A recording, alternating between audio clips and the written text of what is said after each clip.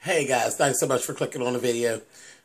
All right, so I'm a week late, so I'm going to apologize right away for that. This is going to be Scandal, season 4. This is episode 11 and then 12 as well. We're going to do both, okay?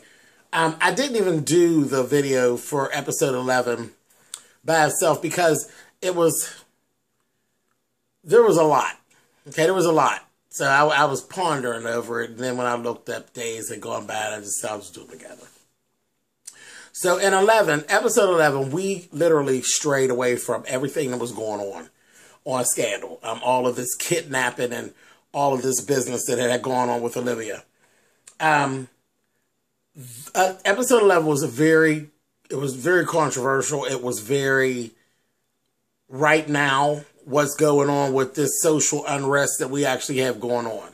So, I shy away from those things. My channel is a feel-good channel. So I kind of, like when people will send me things, talk about this or talk about that, and there are things that are in the news, I tend to shy away from them because you hear so much of them and there are other people that actually do that.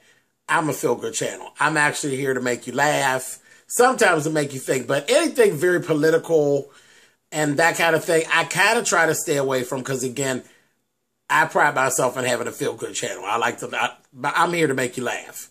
Okay, so I just kind of that whole episode got caught up in that, but whatever, here it goes. We're going to go through it. Basically, what ended up happening was there's an 18-year-old African-American male who ends up being shot dead on the street right in the middle of the neighborhood. The police officer says that he was lunging at him with a knife.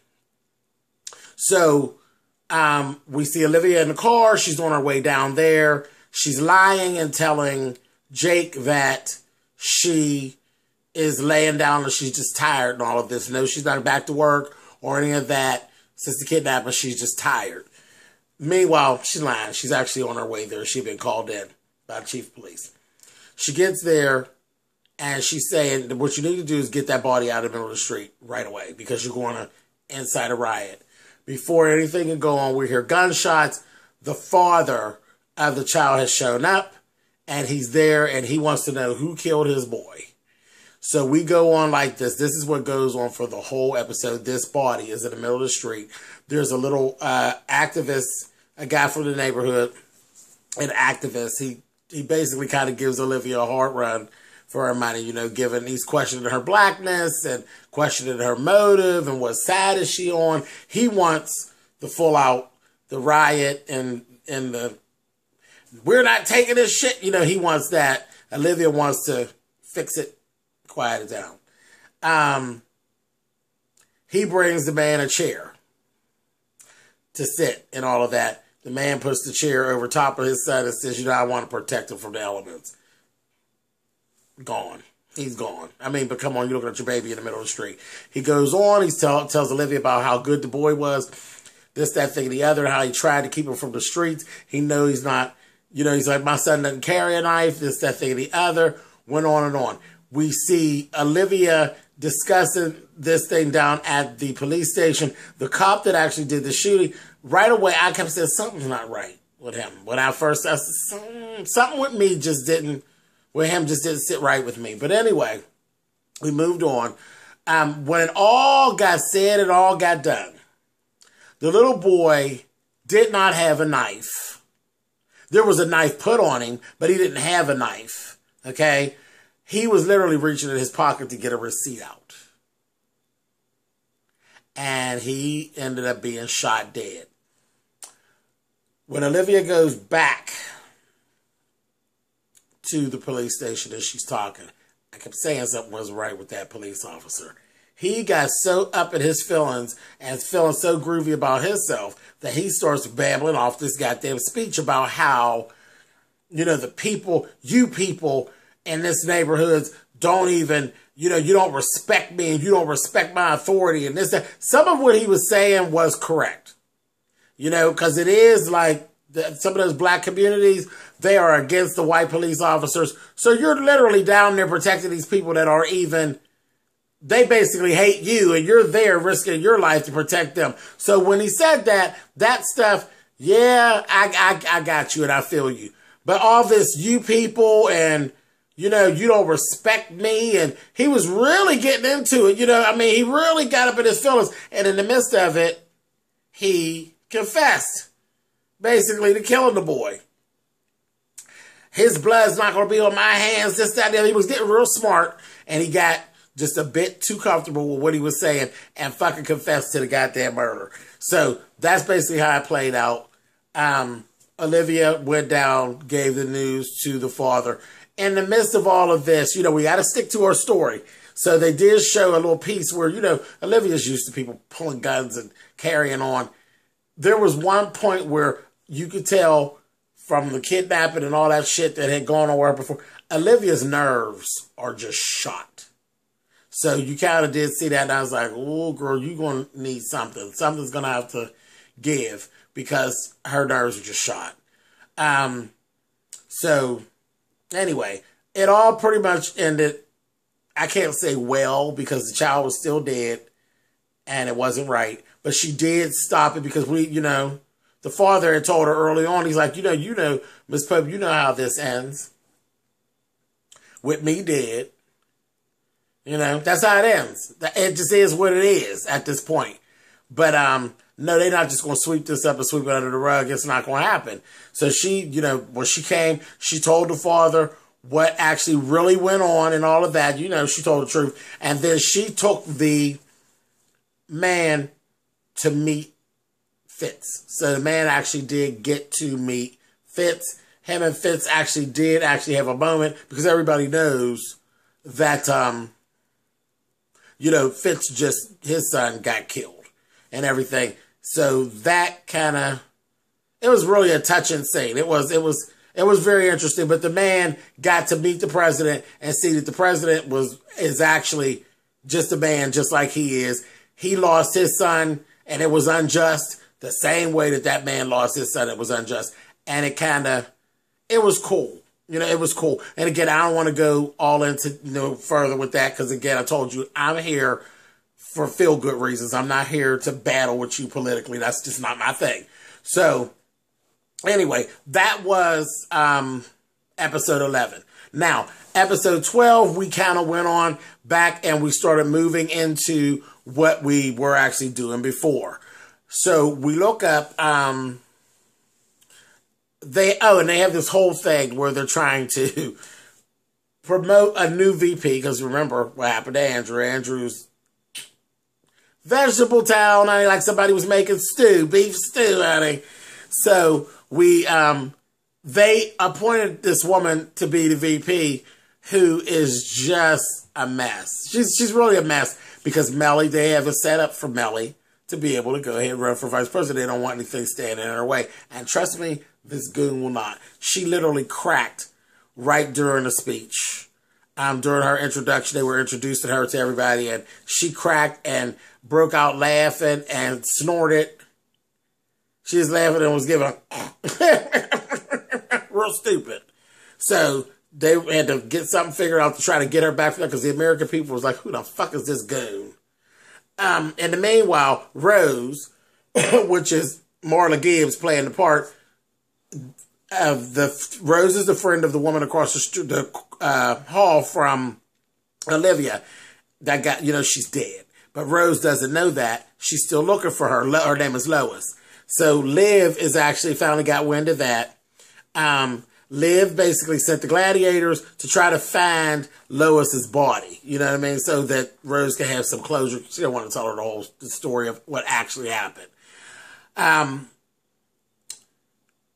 At that point, Cyrus is trying to get in touch with Olivia to get her on board to get this goon who we have for vice president whipped up into shape so she can be public ready. Liv's like not going for it, not even trying to deal with all that, not ready to come back to work for all that. In the meantime, Huck's wife shows up at David Rose's office talking about the B613 files. Huck gave her files, because she didn't believe anything that he was saying. So this whore finally read the files, and she done went straight to the Attorney General's office with the shit. So we're like, oh, girl, you don't want to do that, honey. Your ass is going to end up either 6 feet under or 12 feet underwater, or somewhere. You'll be somewhere with your toes pointing at the moon, honey. But whatever. So they ended up in the meantime bringing Leo, you know, Abby's boyfriend Leo, bringing Leo in to help with the VP to try to get her whipped into shape. A little after that, David and Jake actually found out that it is Huck that gave the files to the wife. And of course they are like, what the fuck were you thinking about? She is absolutely clueless and then didn't want to let it go. Huck went to see her, try to talk her out of it. She does not want to let it go. She, you know, she's real green like that. And I'm like, oh God, this is going to be a mess because, you know, she's going to end up dead. She don't want to let it go. And she read the file, so she understands what it is they do. She's just stupid. But anyway, Leo was being really tough on the vice president. Her name is Susan. He's being real tough on her because he's like, all that laughing, all that old dumb shit. No, no, no, no, you dumb bitch. You got to get yourself together. She's too personable. You know what I mean? So he's pretty rough on her. She was ready to quit and all of this. Abby fired Leo. She was like, you're just too much. Your approach is just too much. She fired Leo. So they had that whole thing. So, of course, you know, he got mad at her. So that created a rift in their little relationship. But Abby stood on it, was like, you know what? Fuck it. You need to learn. You need to man up. You're not doing the job that I hired you to do the way that I need it done. And you are fired. And now you don't want to give me no ding dong. That's fine, too. You're still fired. So that's basically kind of where that laid. We found out in the meantime, after Olivia kept talking back and forth with Miss Rose, you know, Liv, she's digging it proud, and she's like, okay, explain to me this. Here we found out Rose and Lois were lesbians. They just lived in different apartments. They basically been together, what, 30, 40 years. You know, they both had well, Lois had a family and a husband and children and all that. And Rose basically sat around for 30 years, you know, being the side chick or whatever, but she just loved her and all of that. So we had all that go on. Abby went to see Olivia. She was able to get Olivia on board to snatch Susan's ass together. Okay. Yeah, so she got in, kind of helped her out, and it was a lot easier because, you know, Liv has a certain kind of way of dealing with people that brings the best out of them, so she got that all together. After that, she suggested that Fitz, because everybody was pissed off with Fitz about even picking this goon, she suggested that Fitz go to Capitol Hill and beg their forgiveness about the war and all of that. He refused to do it at first. And Liv broke his ass off and told him, you know, this is what I'm suggesting. This is what you need to do. Everything that's going on to get you in the presidency, you fucked up, period. You fucked up with all that you did with me, with taking us in the war and all that. And you need to go and drop to their feet and beg these people for forgiveness and stop being stupid. You fucked up. And I'm done with you. You know, so of course he took her advice and everything kind of mended itself together. They were having a hard time finding Lois's body. And what they had done with her. She told them how, you know, how they got her out of the building and all that stuff. And they were having a hard time. Rose had told them something about Lois having a titanium hip placed in. Our artificial hip was a titanium and it had an actual ID number. And then that Huck and Quinn ended up finding her and all of that. Olivia sat with Rose through, you know, just a little private service for her, which gave Rose that closure that she was looking for her Lois. And what she did was she lied. She lied. But she told her that they found her on a bench. about 5 or 6 miles away from where the house was. They found her on a bench, and she had an aneurysm, and that she just died. You know, she's laid her head back, and she died with no pain. Which, you know, that is not what happened. It was horrible. That was one of the scariest scenes in scandal history that I have witnessed, and I've seen every episode, where they shot that woman, and we had to sit there and listen to her choke on her blood. And the whole time, they were right across the hall from where Jake was, and Jake just literally, he ran right past him like 2-3 times.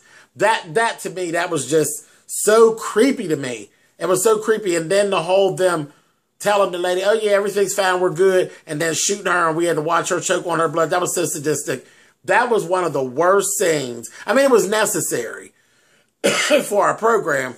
It was necessary in the writing, and the depiction of it was done excellent, because even just sitting there talking about it, it makes me uneasy. So, you know, it was written well, and it was actually filmed excellent. But, yeah, so she, you know, Liv ate that and gave the woman an easy story, which was, I was happy she did that. And at that time, it was therapeutic for Liv as well, because you could see her kind of putting her pieces back together as well, because like I told you earlier on, you could see Liv starting to unravel a little bit, but it's getting a little better. You know, she got some ways to go, but all that being held up, you know, with that kidnapping and that, you could see her starting to unravel a bit, but she's starting to try to get her pieces back together. Last out, we ended the episode with Huck dealing with David Rosen and all of this here. And, you know, the wife wanted him to testify and on and on and on. And we all know, it's like, if you testify, you're going to die. This, that thing, and the whole thing. So when Huck went down to David Rosen's office, and they're doing this whole thing. He's under oath and all of this. And he's, you know, he doesn't remember this. He doesn't remember that. He doesn't know what they're talking about. And we're like, okay, good. So the wife is sitting there, and we're like, you know, it was going to be the thing. She can live if you embarrass her and basically say, she can go off, you know, or she can die if you go on and tell the truth. And then they can go ahead and go after B613 and try to clear that whole thing up. But again, that's going to get very sticky. The next thing I know, that goddamn Huck flipped the script on that shit and really started telling the story about being in the hole and this, that thing, and the other. And Huck went on to testify. And I was sitting there like, what in the hell just happened here? So he testified. Rosen basically decided, he told, you know, Jake is like, this shit needs to be left alone. But David Rosen told him, no, I started it, and the hell with it. He done did it. And now I'm going after B613. That's what I started doing. And that's what I'm going to finish doing. I'm going to keep on watching, but I don't know. I think you might, yeah, you're going to be finished. But, you know, whatever. That B613 is not to be toyed with. But anyway, that's where it basically ended out. And that's where we're at. So, okay, guys. Again, I apologize about missing the week. But again, like I said, I had some other things and thoughts about that and all of that. So, we're caught up now. We're back to, I will be coming to you very, very soon with a review for episode 13. And we'll be back on track. All right, guys. So thank you so much for watching. You can thumbs up or thumbs down. You guys know how that works. And I will catch you all on the next video. Bye for now, guys.